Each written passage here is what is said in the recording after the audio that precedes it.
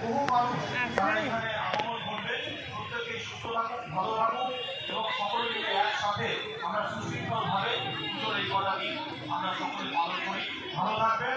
আর সর্বজনীন ক্লাব যে উপস্থাপন করেছে সকলে, তাই সর্বজনীন ক্লাবের প্রত্যেক সদস্যকে আমি অন্তরস্থল থেকে ধন্যবাদ জানাচ্ছি। আমাদের বড়রা যারা আছে তাদেরকে প্রণাম জানাচ্ছি।